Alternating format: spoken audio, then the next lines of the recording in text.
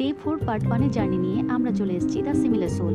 Day 4 আমরা অনেকগুলি জায়গায় গেলেও আজকের পার্ট 1 শুধু থাকছে Buddha stupa, কোপান monastery, Tridevi temple and Kathmandu দরবার স্কোয়ার। তাহলে আর দেরি না করে প্রথমেই আমাদের যাওয়া যাক বুদ্ধ স্তূপাতে। এই 36 মিটার লম্বা বুদ্ধ স্তূপাটি 5th থেকে 7th সেঞ্চুরিতে তৈরি করা হয় এবং ইউনেস্কো হেরিটেজ সাইট বলে ঘোষণা করা হয়েছিল 1979-এ। এটি কাঠমান্ডু সিটি সেন্টার থেকে প্রায় 11 কিলোমিটারের মধ্যে। অত্যন্ত সুন্দর এক পরিবেশ, বিশাল বড় স্তূপ এবং কাঠমান্ডু আসলে এটা তো মাস্ট ভিজিট, আমরা রেকমেন্ড করব।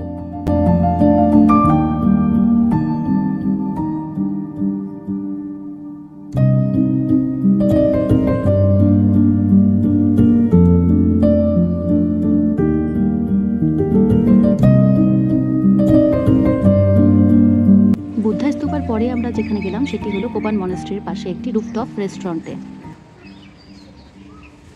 আর এই যে ইনি এখন টুরিস্ট স্পট দেখতে ব্যস্ত।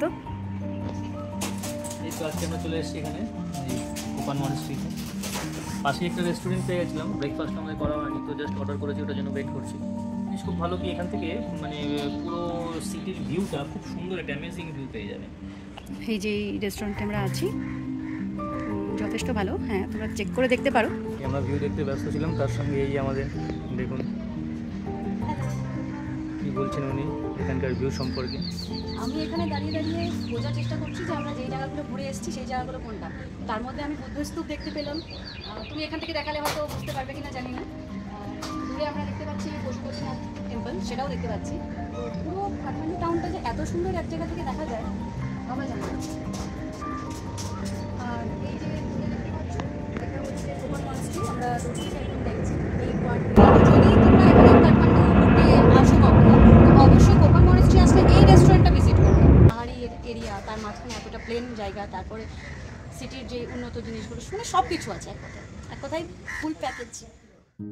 এবার চলো কোপান মনেস্ট্রির ভেতরটা একটু দেখা যাক।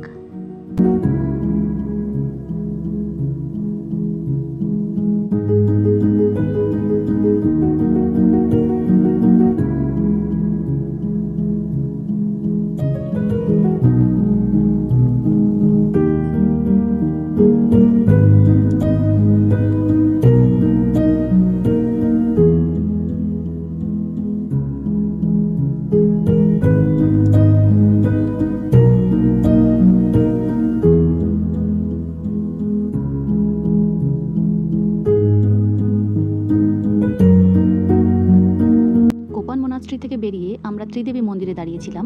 দক্ষিণ কালীমাতা মন্দির, জ্বালামাতা মন্দির এবং কামাখ্যা মন্দির, এই তিনটি মন্দির এখানে একসাথে রয়েছে বলে এটি ত্রিদেবী মন্দির নামে বিখ্যাত এবং এটিও বেশ পুরনো এবং অত্যন্ত সুন্দর এক পরিবেশ।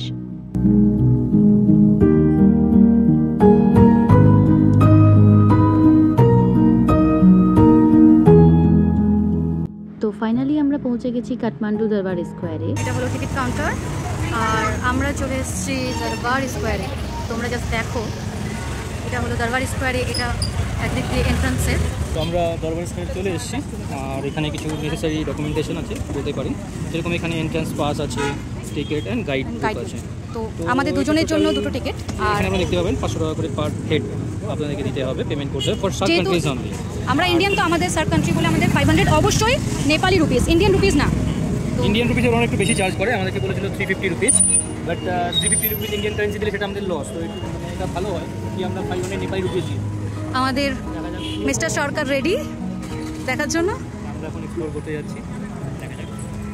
আরও ভেতরে যাব এবং ভিডিওস বানাতে থাকবো অবশ্যই। ওইখানকার জাস্ট কাজগুলো দেখো।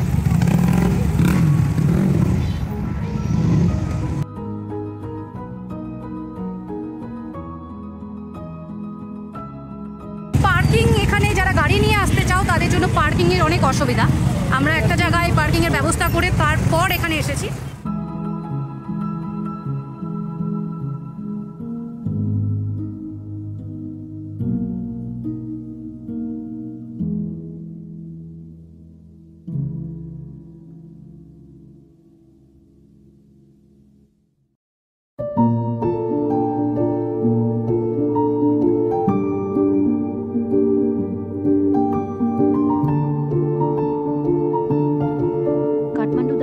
बसंतपुर दरबार हनुमान धोका दरबार स्क्वायरও বলা হয়।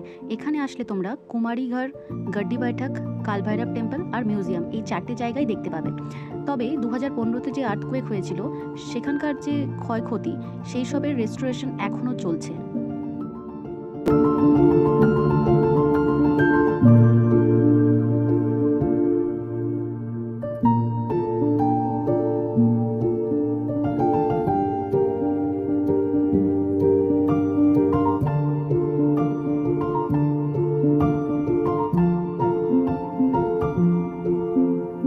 এটা হলো হনুমান ধোকা দরবার মিউজিয়াম। এখানে কিছু হ্যান্ডক্রাফটস দেখতে পারেন, খুব সুন্দর সুন্দর, আমার তো বেশ ভালো লাগছে।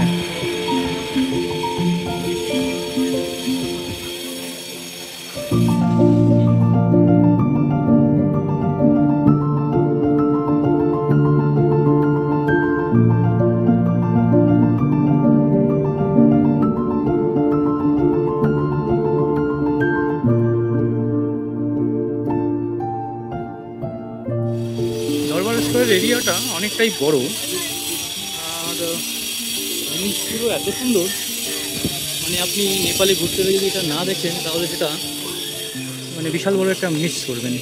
সুন্দর ঐতিহ্যপূর্ণ জিনিস, ওদের স্থাপত্য বলা যায়, খুবই সুন্দর একটা ইয়ে।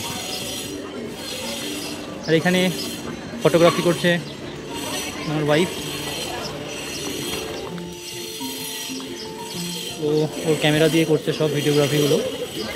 বলো কেমন লাগছে এখানে? আসো, উপভোগ করো, দেখো। কিছু কিছু সংস্করণের কাজও করছে, এই যে আপনারা দেখতে পারবেন ওদের কিছু কাজ করছে, এটা খুব ভালো জিনিস। পুরোনো ঐতিহ্যপূর্ণ জিনিসগুলোকে এইভাবে সংস্করণ করে ভালোভাবে রাখা, জিনিসটা খুব ভালো লাগলো। আর এটি হলো কাঠমান্ডু দরবার স্কোয়ারের মধ্যে অবস্থিত বিখ্যাত কালভৈরব মন্দির।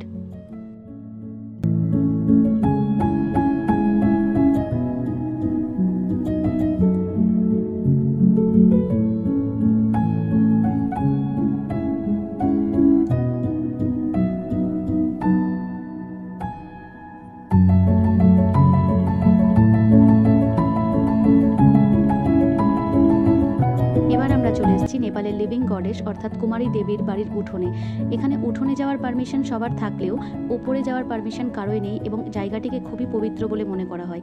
এর সম্পর্কে আরও জানতে চাইলে তোমরা কোশ্চেন করতে পারো, আমরা যথাযথ উত্তর দেব। সবশেষে তোমাদের জন্য থাকলো গাড্ডি বাইটাক আর মিউজিয়ামের কিছু ফটোগ্রাফ, কারণ সেই দুটি জায়গাতে একমাত্র ফটোগ্রাফিরই পারমিশন আছে, ভিডিওগ্রাফির কোনো পারমিশন নেই। দেখা হচ্ছে পরের পার্টে, এখন টাটা।